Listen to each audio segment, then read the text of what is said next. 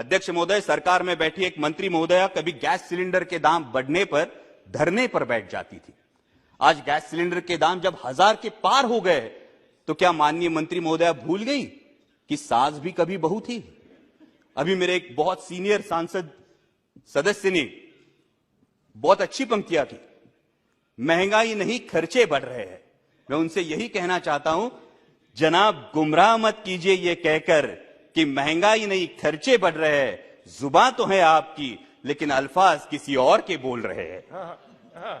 लेकिन इस बात पर सभी को सहमत होना होगा कि भूतपूर्व पंतप्रधान स्वर्गीय इंदिरा जी गांधी के बाद पूरे देश पर लंबे समय तक पूरे देश को प्रभावित करने वाले प्रधानमंत्री आदरणीय नरेंद्र जी मोदी ही है। इस बात पर सभी को सहमत होना होगा।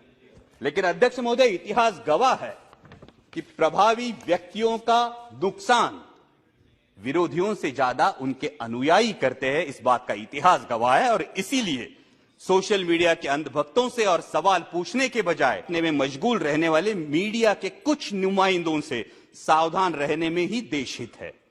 राष्ट्रपति जी ने कहा कि देश विकास की ओर बहुत तेजी से बढ़ रहा है, लेकिन अध्यक्ष महोदय, वास्तविकता यह है कि उतनी ही तेजी से मेरे देश का माहौल बिगड़ रहा है। G20 की हम अध्यक्षता कर रहे हैं, ये गर्व की बात है। और G20 का लोगो देखिए तो बहुत ही प्यारा लोगो है, जिसमें हम विश्व को बता रहे हैं वसुधैव कुटुंबकम। मैं जिस चुनाव क्षेत्र से आता हूं वहां संत ज्ञानेश्वर जी की संजीवन समाधि है। संत ज्ञानेश्वर जी ने तो पसायदान करके आता विश्वात्मके लाहो जोजे वांछीलतो ते लाहो ये कहा है, लेकिन हम विश्व को बता रहे हैं वसुधैव कुटुंबकम, लेकिन अपने ही देश के लोगों को बता रहे हैं ये तुम्हारा मुल्क नहीं, इस पानी पर तुम्हारा अधिकार नहीं।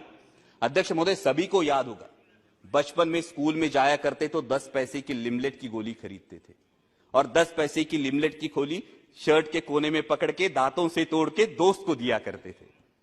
अध्यक्ष महोदय, तब फर्क नहीं पड़ता था दोस्त का नाम अमित है या अमजद। आज फर्क पड़ता है।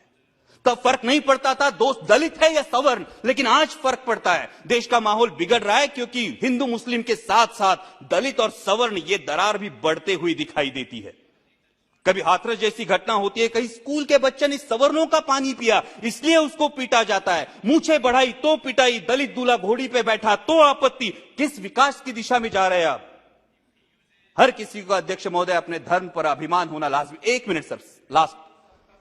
हर किसी को धर्म पर अभिमान होना लाजमी है, लेकिन धार्मिक अभिमान जब धार्मिक उन्माद पर उतर आता है तो इस अमृत काल में जो हलाहल पैदा होगा उसकी जिम्मेदारी कौन लेगा, उसके परिणाम कौन भुगतेगा?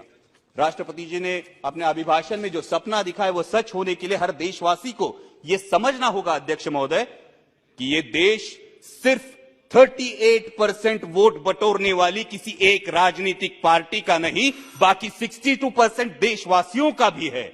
इस सच का सम्मान हो।